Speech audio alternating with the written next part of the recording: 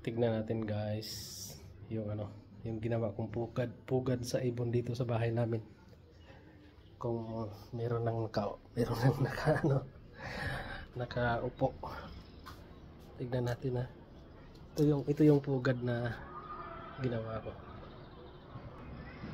Kasi dito yan sila kaya nilagyan namin ng bote. Dito yan nagagawa ng pugad.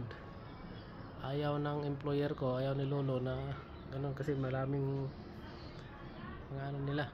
So tignan natin kung may nakaupo na. Akyat tayo.